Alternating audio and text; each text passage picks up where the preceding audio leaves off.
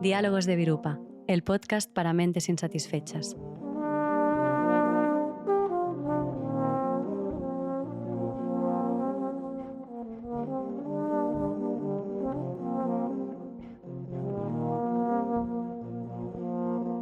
Cultura de autoexplotación. Nuestra relación con el trabajo. Hola a todas. De nuevo, qué bien ir a vuestro encuentro donde sea que estéis. Porque aunque ahora mismo, mientras Lama y yo estamos grabando este episodio, no estemos hablando directamente con las oyentes, la verdad es que cada vez que hemos publicado un episodio, que han sido 2, pero bueno, pero cada vez nos han llegado mensajes muy bonitos y a veces también establecemos conversaciones fructíferas sobre el tema del podcast con las amigas que nos vamos encontrando aquí y allá.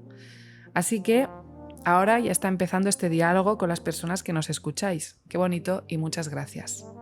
De nuevo, hoy hablamos Lama Norbu, maestro residente de Casa Virupa, una comunidad budista no monástica asentada en Barcelona, y yo, Gloria Cajigal, una de las integrantes de la comunidad y profesora de filosofía.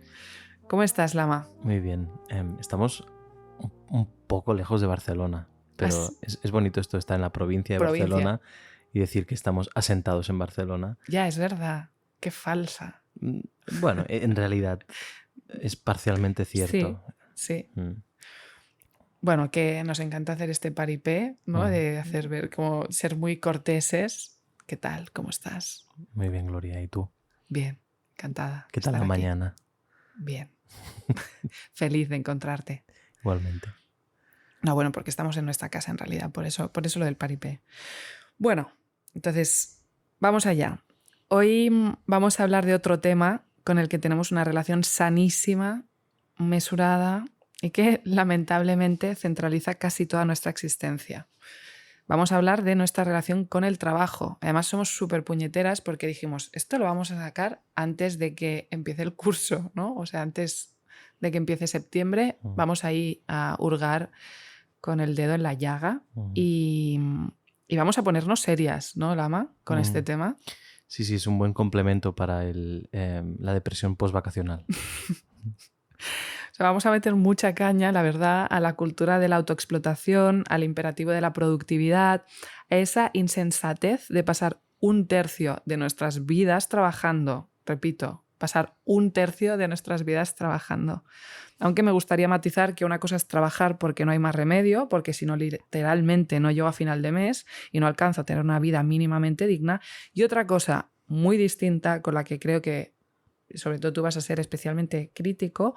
Otra cosa es pasar ese tercio de vida en el trabajo porque siempre se puede ganar más, realizarse más, crecer más, tener más visibilidad, más notoriedad, etc. Así que con Lama hoy hablaremos de cómo podemos resistir al canto de las sirenas de la sociedad del rendimiento, a este sinfín de paradojas que se dan en un régimen laboral que nos atrae y nos asfixia, que nos absorbe y nos repele, que nos realiza y que nos mata. Entonces, vamos allá. Empezamos, como siempre, bueno, siempre, ya digo, tercera vez, pero bueno, con un extracto de un libro que no es de Dharma, pero que inspira parte de las reflexiones de este episodio y que en esta ocasión es Metafísica de la pereza del filósofo Juan Evaristo Valls Boix.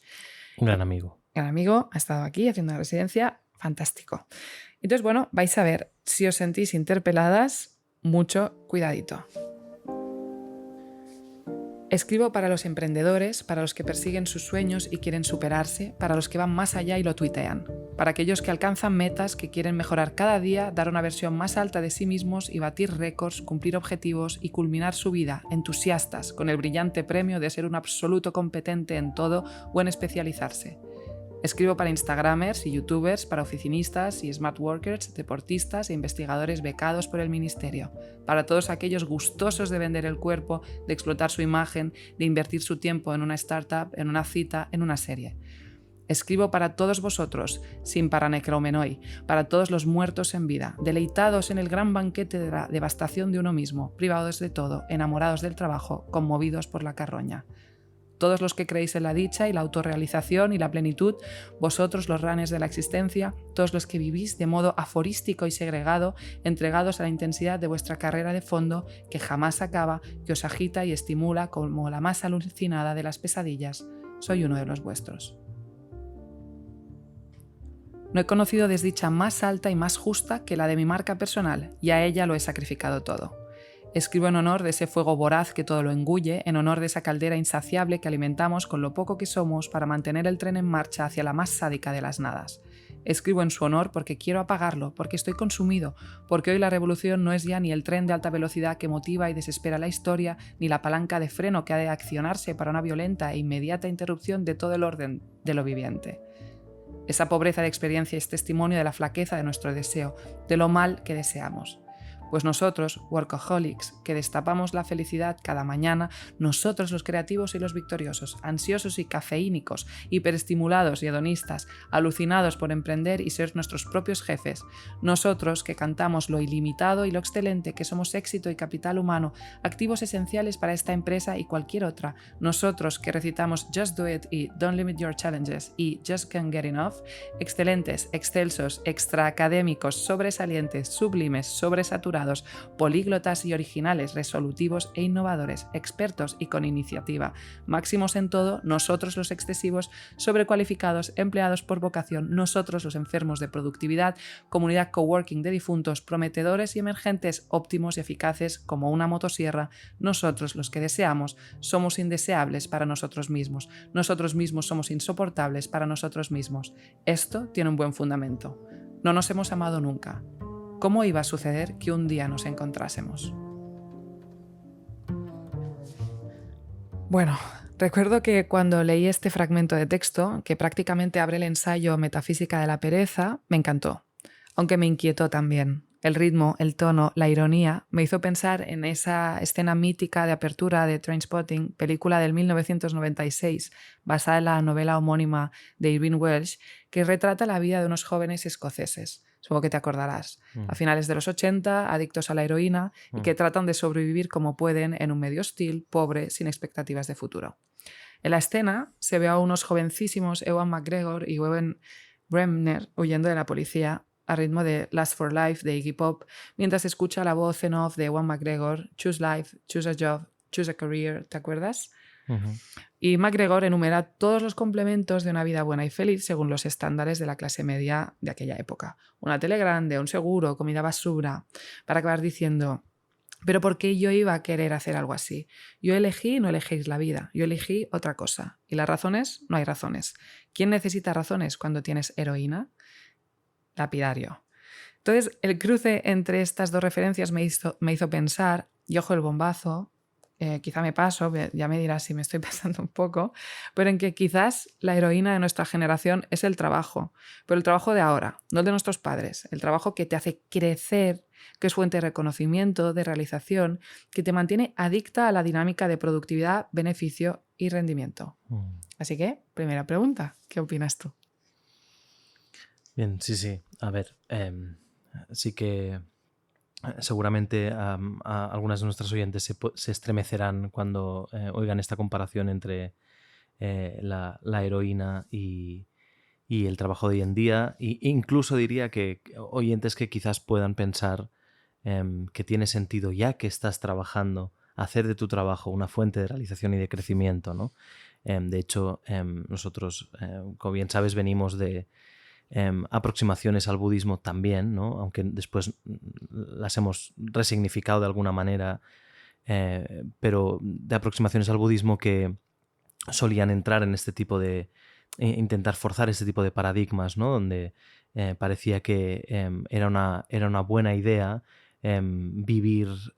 seguir viviendo bajo esta óptica de jugarle el juego al capital, jugarle el juego al mercado, jugarle el juego al sistema, pero ya que no hay como aparentemente una alternativa, pues hacerlo de manera feliz o lo más feliz posible, ¿no? Y es este tipo de felicidad que a menudo los, digamos, grandes críticos, o podríamos decir como podría ser Zizek, por ejemplo, hablan del budismo como con un determinado con una determinada alerta, ¿no? En plan, no utilicemos o no, ojo, porque este tipo de tradiciones desde el paradigma europeo, neoliberal, podrían convertirse en maneras de seguir siendo explotados, pero desde un punto desde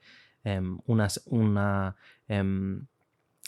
sensación de que estás haciendo algo pleno y profundo con tu vida, ¿no? Entonces, creo que está bien, dicho esto, simplemente asumir que es una buena comparación. O sea, sí, la sensación de estar haciendo algo profundo y útil con tu vida a través de tu trabajo podría ser una manera de estar alienadas, una manera de estar desconectadas con lo que realmente es profundo y con lo que realmente es útil, ¿no?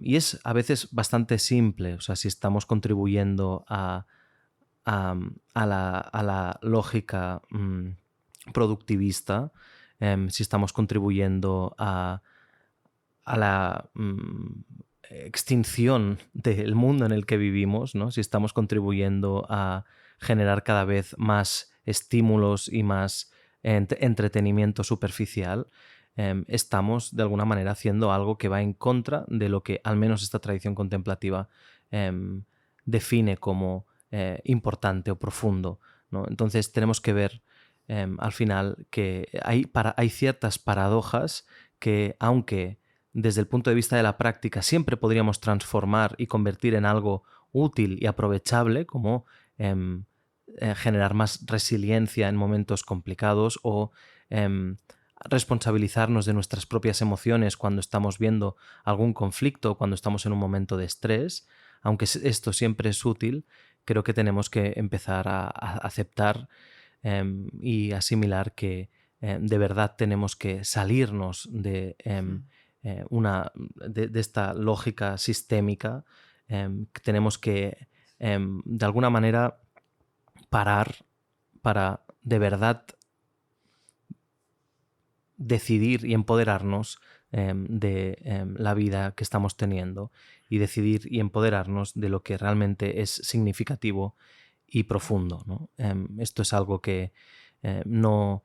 Cuando no hemos dejado del todo una adicción, no podemos decidir verle de alguna manera las virtudes y aprovecharla, porque evidentemente no estará hablando nuestra lucidez, sino estará hablando la propia adicción, ¿no? Entonces creo que a menudo queremos hablar de nuestro modo de vida sin habernos desintoxicado, porque al final está hablando la propia toxicidad, ¿no?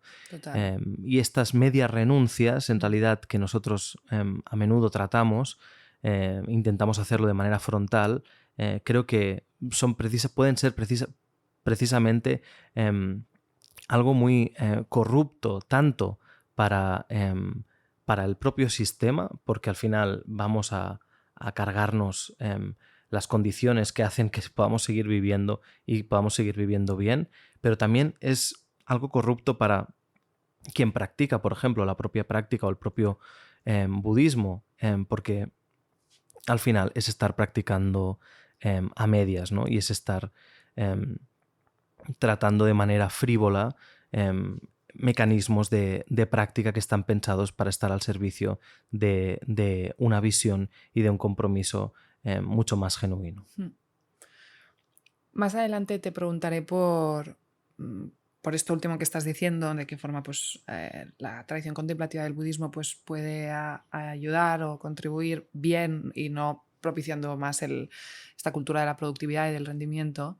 Pero me gustaría volver a algo que en términos esto de la adicción y de esta relación malsana que tenemos con el trabajo, parece que como una especie de mecanismo de supervivencia, al final parece que lo mejor es identificarse con el trabajo, ¿no? O sea, pues eso, ennoblecer los términos a través de los cuales pues estamos hablando de nuestro trabajo, de nuestro curro, de todo esto. Entonces, como en esta línea, a ver si lo consigo como unir, pero en esta línea y sí, aquí Juan Evaristo Valls afirma, siguiendo a unos autores que son Christian Laval y Pierre Dardot, que en nuestras sociedades se ha dado la instauración de la lógica capitalista de maximización del beneficio como la matriz que configura cualquier aspecto de nuestras vidas. Es decir, que hemos entrado en una lógica en la que debemos estar disfrutando y consumiendo tanto y todo lo que podamos constantemente, supeditadas a una especie de presión por lo máximo, dice Valls, y que esto nos conduce a estar constantemente insatisfechas, ¿no? Básicamente ahí fuera nunca... ¿Por qué? Pues porque ahí fuera nunca vamos a encontrar aquello que nos apacigüe definitivamente. Y entonces esto se traslada a una relación con nosotras mismas, ¿no? Que debemos estar superándonos, debemos estar buscando nuestra mejor versión en esta lógica de la optimización del yo, que también explica muy bien Eudal Espluga en No seas tú mismo. Y esto que en una entrevista decía Byung-Chul Han, ¿no? Ahora uno se explota a sí mismo y cree que se está realizando, ¿no? Entonces, parece que hay una especie de inercia, o ya te digo, yo creo que, no sé si responde a una especie de mecanismo de supervivencia que es, no sé si es ante la imposibilidad de generar vínculos de solidaridad o que pensamos que, bueno, que nunca podemos parar del carro, ¿no? Que siempre hay que seguir trabajando, rindiendo, porque si no te quedas sin trabajo, porque si no llegas a final de mes. No sé muy bien qué es, pero parece que la estrategia es que nos acabemos identificando con nuestra profesión, ¿no? Y eso, pues acabamos en esta lógica perversa de que no solo eso, sino que tengo que ser la mejor y tengo que utilizar cualquier aspecto de mi vida para seguir creciendo profesionalmente, incluso en el ocio. Que claro, nos lleva a una especie de callejón sin salida, ¿no? Eudal Espluga dice, si amamos nuestra ocupación hasta el punto de haberla convertido en parte de nuestra identidad, con mucha más facilidad nos veremos expuestos a la fatiga, la ansiedad y la depresión. Entonces, a mí me gustaría saber hasta qué punto, ¿no? O qué problemas hay con esto de identificarnos tanto con nuestro trabajo, desde tu punto de vista. No sé si he dado mucha vuelta, creo que un poco. No, pero sí, no. Definitivamente es interesante cómo está siendo además un tema central a menudo por quienes después no tampoco tienen muchas herramientas para transformarlo, ¿no? Pero bueno, al menos está bien que haya una visión crítica de todo esto. Y, altavoz. Sí. O sea, al final nos identificamos con el trabajo porque necesitamos entretenimiento. El sistema neoliberal, el capitalismo, al fin es a menudo desde mi punto de vista una sofisticación de nuestro propio sistema egocéntrico, ¿no? Creo que a veces me atrevo a decirlo así, creo que hay pocas culturas y momentos históricos en los que esté representado en el sistema mayoritario, ¿no? El sistema que nos atraviesa tan bien nuestra arquitectura interna, ¿no? Se esté manifestando nuestra manera de hacer egocéntrica, ¿no?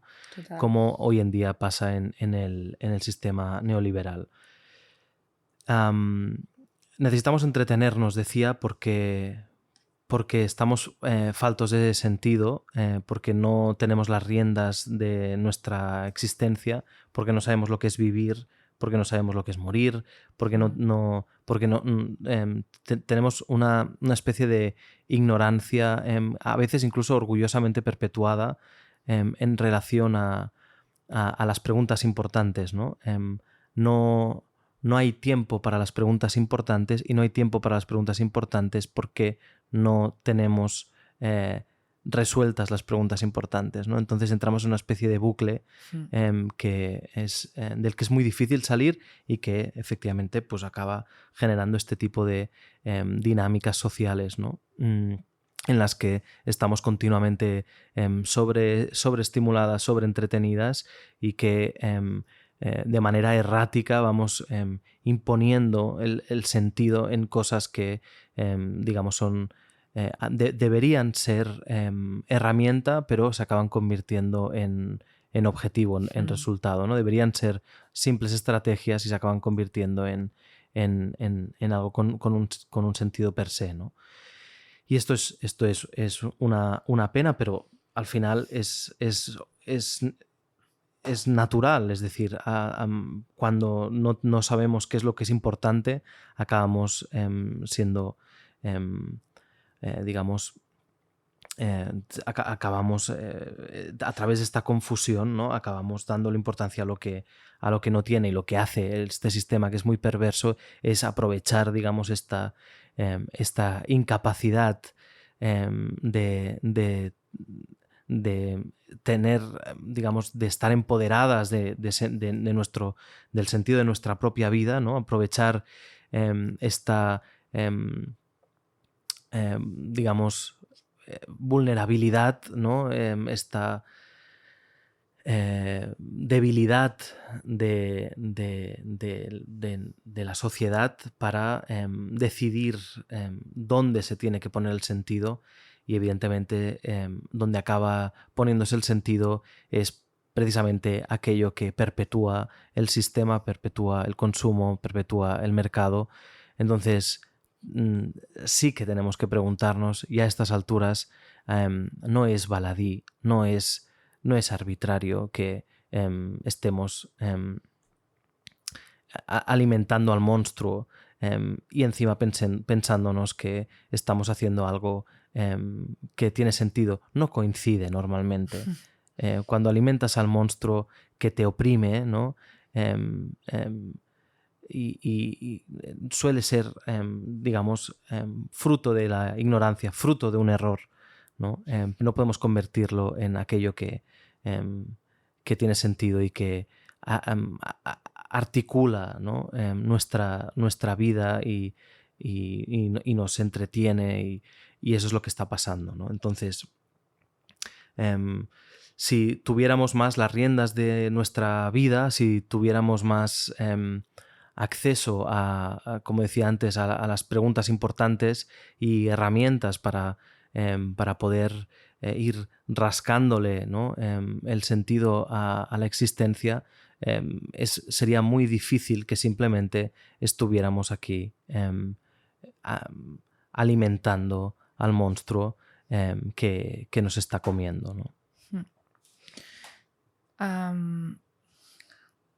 Yo creo que ha quedado atrás esa idea marxista según la cual el trabajo es algo alienante para el proletariado, y han cambiado muchas cosas, ¿no? Pero y no las vamos a analizar ahora, pero estamos en un régimen social en el que más bien nos aproximamos a la lectura que hizo Herbert Marcuse de la sociedad capitalista, en la que decía que ya no podemos hablar de una explotación directa y brutal del trabajador, sino en un panorama donde impera la clase media, en la que vivimos en un supuesto régimen de libertades para poder escoger a nuestros amos. Esto lo dice Marcuse.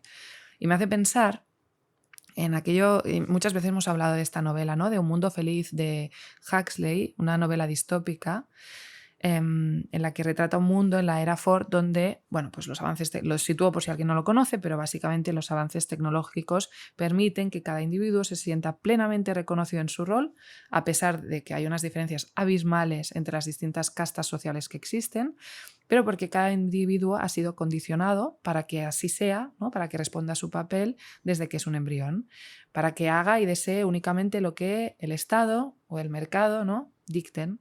Entonces, el director de Incubación de Acondicionamiento, un personaje que aparece en esta inquietante y muy lúcida novela, dice: y este es el secreto de la felicidad y la virtud, amar lo que uno tiene que hacer. Todo condicionamiento tiende a esto, a lograr que la gente ame su inevitable destino social. La verdad, no sabes el vértigo, Lama, que me daba preparar este podcast, porque hablamos de literatura distópica, pero parecía que estuviera leyendo el titular de una entrevista a un político, ¿sabes? Y más cómo están yendo las cosas. Entonces, realmente pensaba, madre mía, necesitamos un poco de Dharma para dar luz a este desastre que cada vez es más tangible. Entonces, básicamente lo que al final dice Marcuse es que lo que garantiza estabilidad en nuestras sociedades es la productividad, y que por ello las personas son valoradas en la medida en que son capaces de hacer cosas socialmente útiles.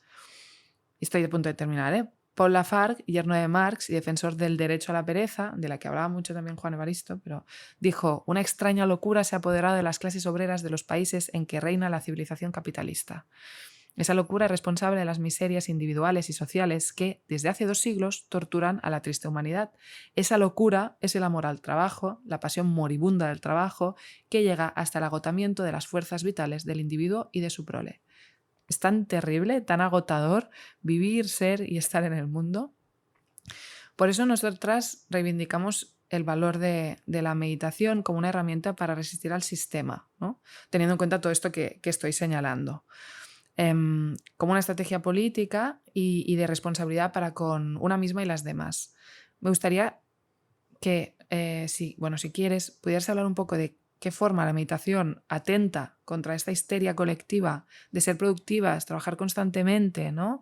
De ser felices haciendo, ¿no? Amando nuestro inevitable destino social, y también, bueno, de qué forma la tradición budista puede ayudar a dar luz a este aspecto, sabiendo que es una tradición que lo que señala es que no hay nada que mejorar, no hay nada que perfeccionar, ¿no? Que no hay que estar realizándose totalmente porque no hay un yo mejorable en última instancia. Esto es algo que tú recuerdas mucho citando a Jigme Khyentse Rinpoche, esto de que el gran esfuerzo consiste en dejar de esforzarse y en estar a gusto en nuestra piel. ¿Cómo podemos hacer todo esto teniendo en cuenta que estamos tan condicionadas? Estoy abriendo muchas cosas, sí. Así que expláyate por donde quieras, y luego retomo, si quieres, te pregunto. Sí, o sea, ahora recordaba una entrevista que le hacía Quintero a Antonio Gala en los 70 sobre el sentido de la vida, y Antonio Gala hablando de esa manera. Recordaba una cosa, en realidad, que es muy obvia, muchísimo más allá del Dharma, y por eso estamos hablando de tantos autores que se pirrian por definir todas estas críticas como perfectamente estructuradas, elaboradas y tremendísimamente bien hilvanadas de por qué tiene sentido dejar de trabajar mientras siguen perpetuando el sistema, ¿no? Pero recordaba el origen etimológico de trabajo, ¿no? Y decía, pero qué barbaridad, ¿no? No es imposible imitar a Antonio Gala, pero decía como qué barbaridad viniéndose esta palabra de un elemento de tortura romano, tripalium, ¿no? El tripalium. Que estemos haciendo del elemento de tortura nuestra principal filia. ¿no? Estamos perdiendo el tiempo, somos estos enemigos de la vida, ¿no? En el momento en el que hacemos esto, somos los antivida, ¿no? Cuando nos dedicamos básicamente a perpetuar esto. Y esto es contradictorio porque seguro que muchas también de las personas que nos están escuchando deben pensar con el hecho de en realidad aspirar a algo que tiene mucho sentido, que es vivir de manera plena y vivir a gusto. Entonces, sabiendo que el sistema que tenemos es un sistema que nos impone unas reglas, y ya hablaremos ahora de cómo batallarlas o cómo resistirnos, pero en última instancia a veces pensar en sistemas alternativos totalmente sostenibles a este sistema es solamente posible a través de inmensos privilegios, ¿no? O sea que a menudo si estás dentro del sistema tienes que entender cómo de alguna manera sobrevivir y hacerlo lo más llevadero y sensato posible, ¿no? el trayecto. Entonces, claro, todas queremos esto, todas queremos estar bien con lo que hacemos. Entonces, el equilibrio está en saber qué es lo que tenemos que cambiar y cuáles tienen que ser las batallas y las resistencias, pero también tenemos que saber cómo aprovechar y transformar nuestra vivencia de lo que estamos haciendo. Y esto es lo que en última instancia es tremendamente budista y dármico, ¿no? Es verdad que la sociedad en la que vivimos nos empuja sí, a la continua mejora, ¿no? y sofisticación y excelencia de todo lo que hacemos y de nuestra persona, ¿no? Pero es que Y que por otra parte, como decías antes, el budismo lo que dice es, pero si tú ya estás bien, no hay nada que sea mejorable en última instancia, ¿no? Es decir, ya lo tienes todo, no tienes que conquistar nada, ¿no? Pero para llegar a eso tenemos que movernos, tenemos que esforzarnos, tenemos que... o sea, el desencadenarse es algo muy esforzado, no es algo fácil de hacer, ¿no? Es algo, sobre todo cuando te has acostumbrado al yugo, ¿no? Entonces hay que esforzarse para poder desencadenarse, ¿no? Entonces esto es lo que a veces podemos estar mezclando continuamente y una cosa que tiene mucho sentido y mucha lógica y es bonita, que es que tienes que esforzarte por resistirte, tienes que esforzarte por cortar un hábito, ¿no? Tienes que esforzarte. De golpe se convierte en algo perverso porque es como que entra en esta lógica neoliberal de estar perfeccionando pues esto, nuestra existencia desde un punto de vista como superficial y materialista, ¿no? Entonces, la manera de tener algo de lucidez y poder entonces dilucidar qué es lo que en qué una se tiene que esforzar y en qué una se tiene que relajar es a través de la meditación, efectivamente. O sea, lo único que nos puede dar un poco de luz en todo esto, que le puede dar luz a todo esto, es tener las riendas de nuestra atención.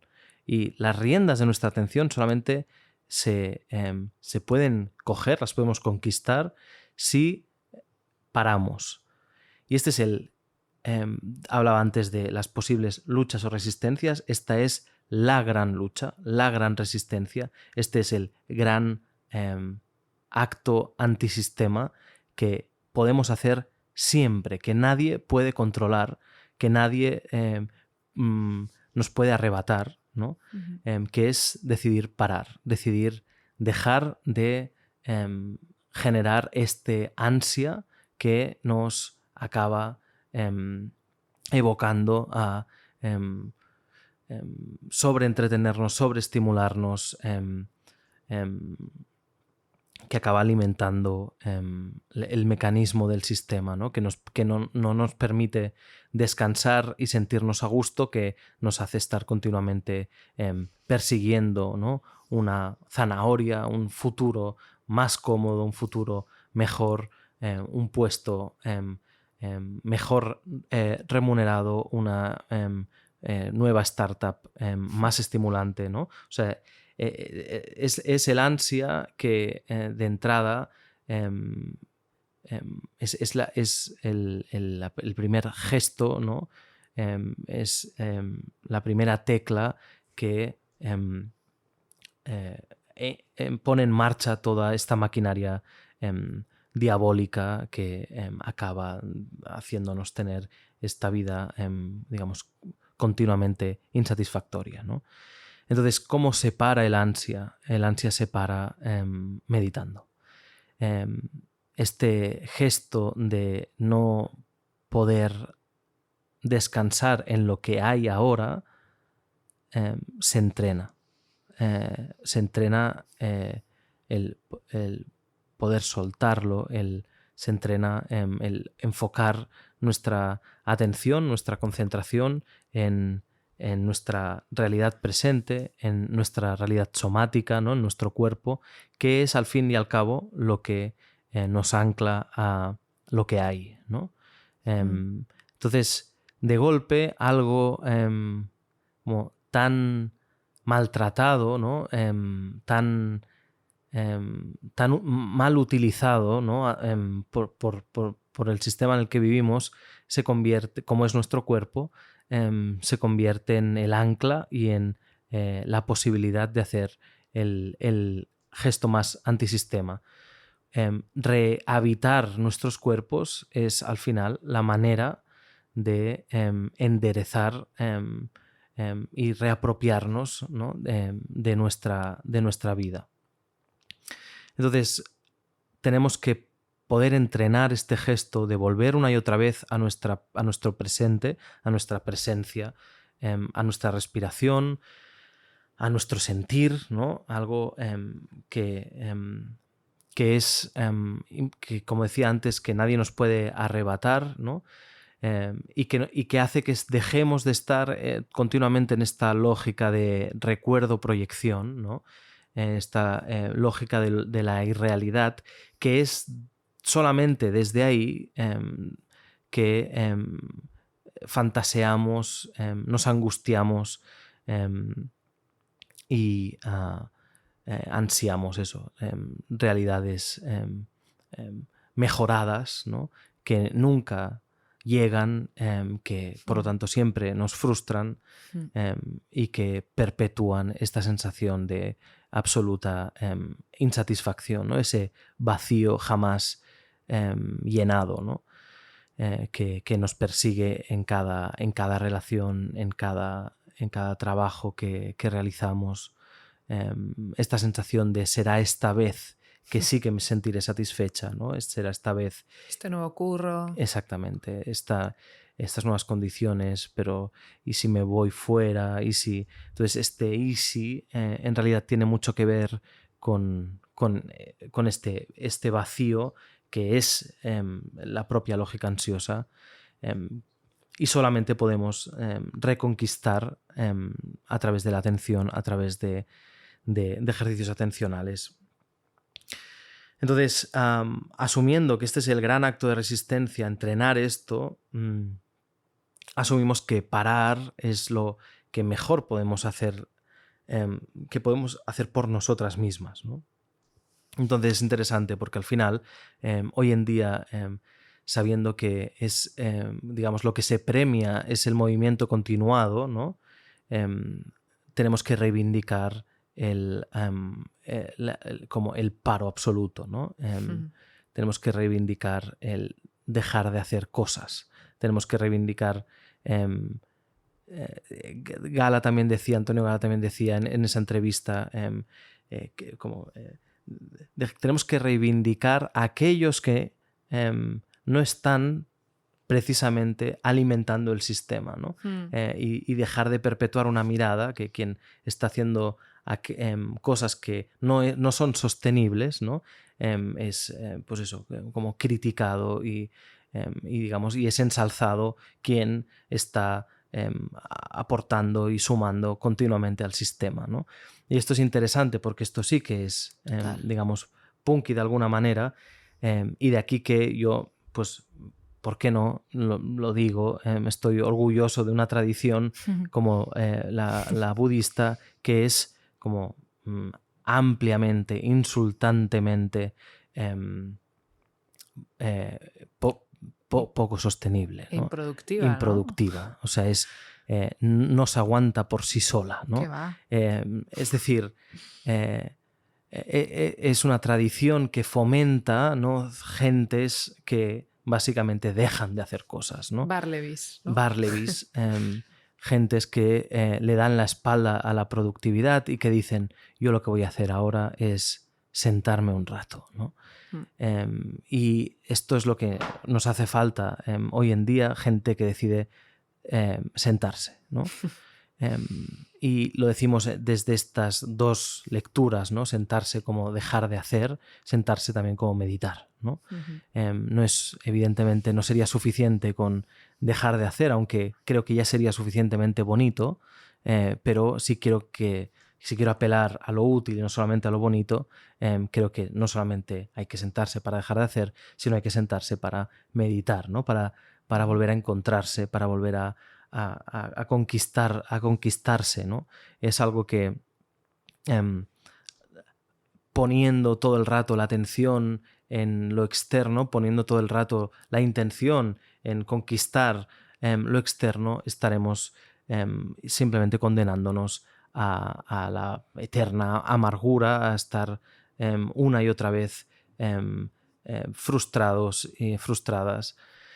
Entonces tenemos que la única posible conquista es volver la mirada hacia adentro y entender que solo tendrá sentido esta existencia si paramos y nos encontramos a nosotras mismas, ¿no? Una vez paramos, una vez nos encontramos a nosotras mismas, entonces desde ahí, sea lo que sea que hagamos, será bonito y tendrá sentido, ¿no? Sea llevar una panadería, sea llevarle las cartas a la gente, ¿no? O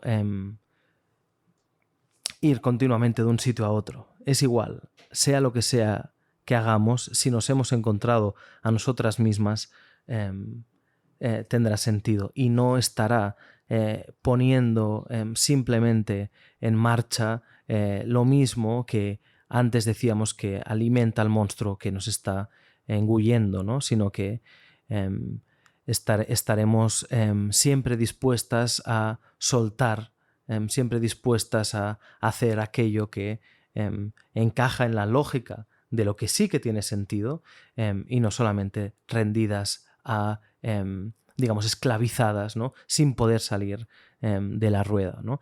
Por eso una cosa que reivindicamos a menudo es la posibilidad de hacer retiros, ¿no? Una vida que tiene sentido es una vida en la que te puedes retirar de vez en cuando y de nuevo podría sonar a algo que solo se puede hacer desde un cierto privilegio, pero pensad que hablamos desde una tradición que la idea de retiro es una idea muy humilde, es una idea que solamente lo que implica es algo no tan humilde de entrada, que es un gesto de renuncia a la capacidad de distanciarse y tener un espacio desde el que reconocerse y observar también con distancia el mundo que has dejado, y esto es algo que en realidad no es caro, ¿no? Esto se puede hacer continuamente, se puede hacer por épocas, se puede hacer también por minutos, ¿no? Cada día de tu vida. Y esto es algo que Khyentse Rinpoche reivindica a menudo. Entonces, la idea de hacer retiros es necesaria porque de vez en cuando nos prueba si estamos o no encadenadas a este sistema, ¿no? Si no podemos hacer un retiro, es que hay algo que no estamos haciendo bien, ¿no? Si no podemos simplemente poner lo importante por delante, quiere decir que, de nuevo, la estrategia se ha convertido en objetivo, que nos hemos perdido en la trampa. Bueno, yo creo, cuando tú dices poner lo importante por delante, ¿no? ¿Te refieres bueno, ¿a qué te refieres? Lo importante, me refiero a el autoconocimiento, me refiero a nutrir y cultivar nuestras virtudes, ¿no? Cuidar de cuestionar, los demás. sí, pues, y cuestionar nuestros hábitos egocéntricos, ¿no? O sea, cuidar evidentemente, o sea, ser más sabias, ser más compasivas, ¿no? Los dos grandes objetivos que tiene nuestra tradición. Bueno, son todas estas cosas que nos van a acompañar independientemente del poder adquisitivo que tengamos, de los logros profesionales, ¿no? Que hayamos obtenido, ¿no? Que es todo aquello que nos acompaña hasta la tumba, ¿no? El resto se queda aquí. O sea, sí, recordemos que es una de las grandes obsesiones que tiene nuestra tradición contemplativa, que es decir, recordad que en el momento cuando hay enseñanzas de la muerte, por breves que sean, siempre dicen lo mismo, ¿no? En el momento en el que te mueras, no podrás llevarte tus títulos, tus posesiones, ni siquiera tu compañía, ¿no? O sea, todos los proyectos que has puesto en marcha, las startups ni las criptomonedas, no podrás llevarte nada de todo esto, ¿no? Bueno, solamente lo que quedará desde el punto de vista de esta tradición es el impulso de tus acciones, ¿no? También me gustaría recordar que este episodio está más orientado a este perfil de trabajadora que en parte decide meterse en este lío. O sea, que si bien hemos empezado apuntando bastante a que hay unas condiciones, ¿no? Materiales externas a nosotras que se nos imponen desde el mercado y demás a trabajar de una determinada forma, hay algo muy fuerte de decisión. O sea, tú puedes decidir, o sea, tú decides cuántos titulares quieres ocupar. O sea, hay un punto de cuánto te esfuerzas por, ¿no? Estar en el punto de mira, ser, ¿no? Pues eso, una empresa ¿no? o un perfil así más creativo y demás. Hay mucho de decisión. No solo es que no llego a final de mes, ¿no? O sea, porque creo que es importante recordarlo porque, porque son cosas distintas. Y también quería preguntarte cómo conseguimos que este gesto de meditar no sea entonces desde el privilegio. O sea, porque, sí, me acuerdo de este libro de, creo que es Jennifer Odell, Cómo no hacer nada, que ella habla de, que es muy importante, pues que tú puedes ir a tu parque de California y tal, vas a tu parquecito y reconectas con tu cuerpo, o sea, pero está hablando una chica pues que, ¿no? con un estatus social determinado, que uno se huele que hay mucho privilegio ahí. Entonces, en realidad no está mal, o sea, que no está mal en la medida que nos responsabilicemos de estas condiciones. Entonces, ¿qué podemos hacer para que este gesto de meditar del que tú hablabas ahora, y que creo que tiene mucho sentido y que puede ser muy inspirador, pero que no sea como, vale, esto solo lo van a hacer estos blancos, que clase media tal, que sus papás han ido a la universidad? ¿Cómo lo hacemos? Porque además aquí a Virupa es algo que nos preocupa mucho, ¿no? Sí, o sea, creo que hay dos cosas aquí. La primera es, el gesto de meditar siempre surge de un privilegio, o sea, esto es innegable, pero porque solamente nos podemos permitir hacer este gesto cuando hay cosas fundamentales que están de alguna manera solucionadas o más o menos solucionadas, ¿no? No estamos pasando hambre, no estamos pasando miedo, no vivimos en un ambiente de violencia o de guerra, ¿no? O sea, todo esto de entrada no puede estarnos ocupando porque nuestra inclinación, ¿no? por sobrevivir, nuestras defensas van a estar totalmente saturadas y digamos, ocupándose de esto, ¿no? Entonces siempre partes de un privilegio cuando empiezas a meditar, es que estás teniendo las cosas suficientemente solucionadas como para poder ocuparte de lo que para nosotros es importante, pero que es, digamos, solamente accesible desde unas ciertas condiciones de comodidad, ¿no? Esto por una parte. Luego, el gesto de meditación es un gesto que una vez entrenado, ¿no? Precisamente eso es lo que se ha probado una y otra vez a lo largo de toda la historia del budismo, se debe sostener incluso en las condiciones más complicadas, ¿no? Como en situaciones de guerra, ¿no? O sea, qué mejor que alguien, ¿no? de quien más te podrías fiar que de alguien que tiene la capacidad de mantener su lucidez en momentos complicados, ¿no? En situaciones de enfermedad, en situaciones de hambre, ¿no? O sea, pero eso es algo, digamos, más de la consecuencia de la práctica, ¿no? No es tanto lo que estás preguntando. Aún así, el gesto básico de meditar no creo que implique, digamos, la necesidad de que se reúnan condiciones tan extraordinarias, ¿no? Quizás lo más extraordinario de todo es el propio pensamiento, la propia decisión de tener que hacer este gesto, ¿no? Eso es lo más extraordinario de todo, es decir, entender que hay algo que tenemos que hacer, ¿no? Es decir, hay algo que tenemos que dejar de hacer, ¿no? Entonces, eso es asumir un problema, asumir una causa de ese problema, asumir que quitando la causa quitaremos el problema y haciendo algo en concreto, ¿no? para resolverlo.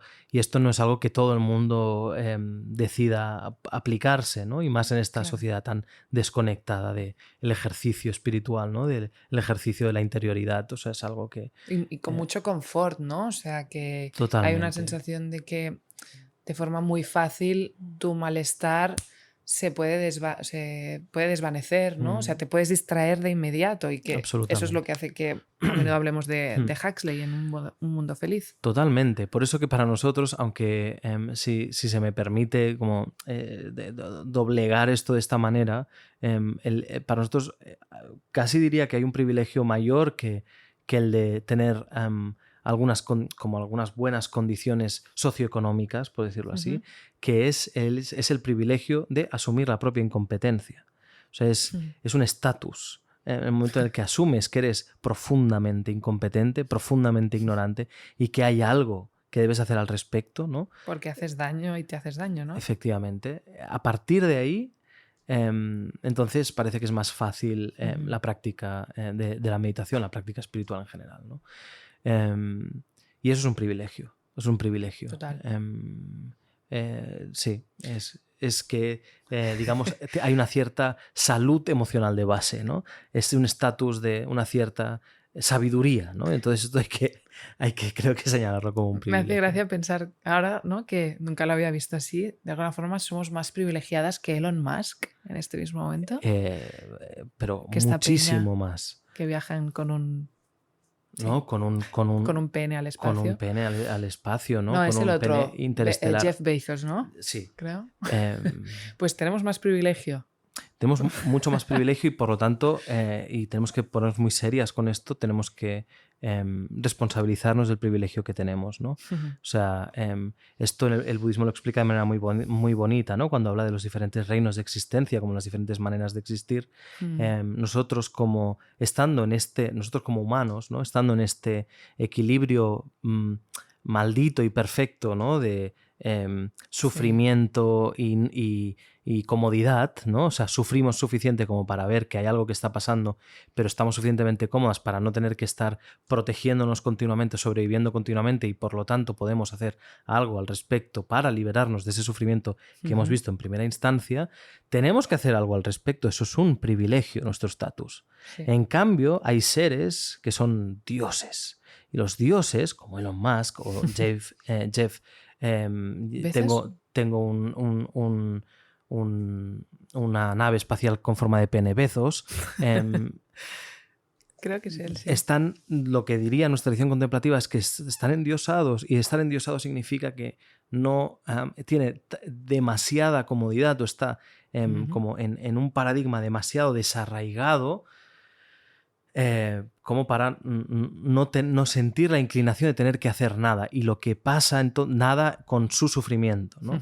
Lo que pasa es que significa eso, que el sufrimiento no está ahí, o no ejerce, o no opera. No, amigo.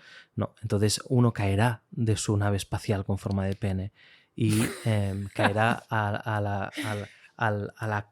la profundísima cavidad del sufrimiento, ¿no? Se sumergirá en algún momento u otro en la realidad de la vejez, la realidad de la muerte, la realidad de esta como crónica de la enfermedad y de esta crónica insatisfacción. Totalmente. ¿No? Y no es que nos alegremos, ¿eh? O sea, no es que nos alegremos, son seres que están sufriendo, pero...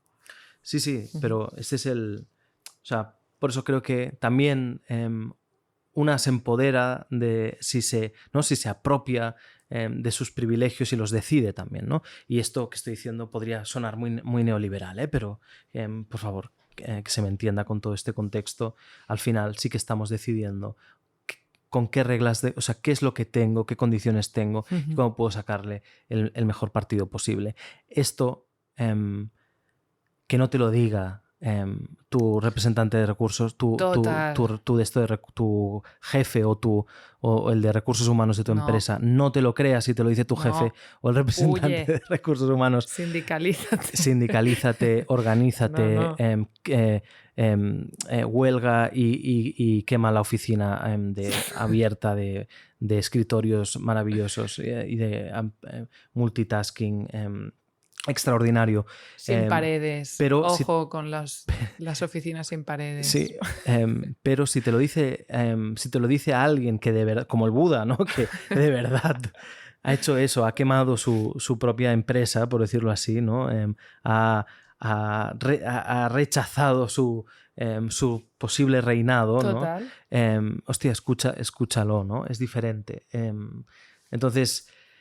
parece que suena a lo mismo, que es, hombre, pero si estás en esta situación, sácale el mejor partido posible, ¿no? ¿Por qué te estresas? Relájate y responsabilízate de tus emociones, ¿no? No te enfades, porque si te enfadas dejarás de ser productivo, ¿no? O sea, y dejarás de estar lúcido y tomarás malas decisiones, ¿no? O sea, todo esto es algo que te podría decir el representante de recursos humanos y te podría decir el Buda, ¿no? La diferencia es, evidentemente, la motivación y, como decía antes, una manera de medir si estamos o no encadenados, es decir, si resulta que ha sido en nuestro representante de recursos humanos disfrazado de Buda, es porque cuando digas, creo que necesito un tiempo para retirarme, va a ser muy difícil hacerlo. Entonces ahí significa que te han tomado el pelo, ¿no? Y que te has tomado el pelo a ti misma. Entonces, mídete de vez en cuando, haz retiros de vez en cuando, pon a prueba de vez en cuando, ¿no? Tu sistema de trabajo, ¿no? Porque tienes que asegurarte de que el trabajo está siendo simplemente una estrategia, una herramienta y no un fin en sí mismo. Total. El Buda quiere tu liberación, el tipo de recursos humanos quiere tu fuerza de trabajo. O sea, Efectivamente. está. No hay más, ¿no?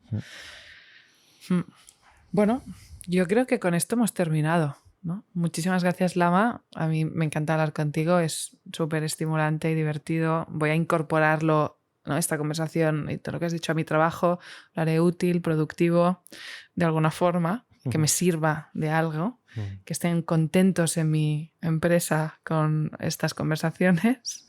Pero qué pereza, ¿eh? Esperamos que, bueno, en todo caso, que os haya servido, que como Barleby digáis más no o preferiría no hacerlo a vuestros jefes, CEOs, no sé, y otros emisarios del capitalismo, en la medida que os lo podáis permitir, por supuesto. Muy bien, muchas gracias, Gloria.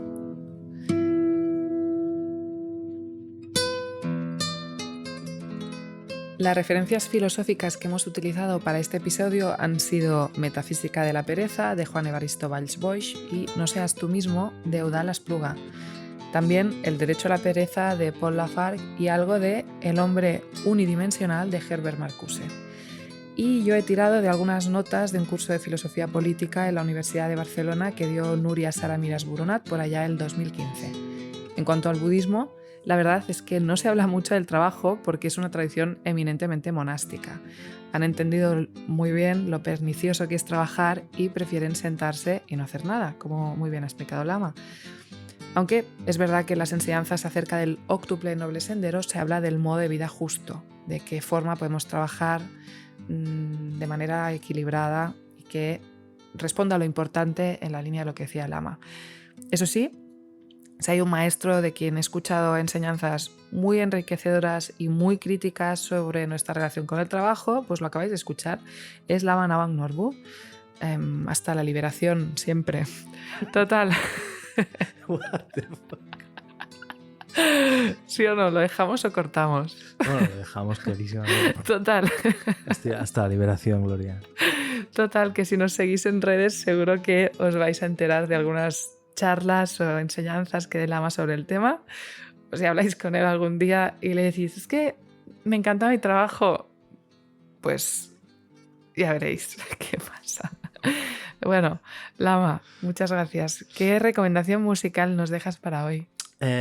Pues la verdad he pensado en algo, un tema, en realidad un disco que nos podría acompañar en nuestros momentos de decisión de dejar de trabajar. Entonces os recomiendo que en medio de vuestro trabajo, en un momento en el que no toque hacerlo, excepto si sois profesionales sanitarios, por favor, pero el resto de gente sí, en un momento en el que no toque hacerlo, simplemente bajo la mirada ansiosa y airada de vuestro superior, os pongáis unos auriculares y os pongáis estas danzas haitianas, Haitian Dances, de Franz Caseus, que son una serie de estudios, suites y danzas, en definitiva, del guitarrista invocando canciones populares haitianas. Es una delicia para simplemente reconectar con una misma y recordar que nada es tan importante. Pues gracias por habernos escuchado. Nos vemos en el próximo episodio de Diálogos de Virupa. Cuidaos y cuidad mucho. Muchas gracias. Hasta pronto.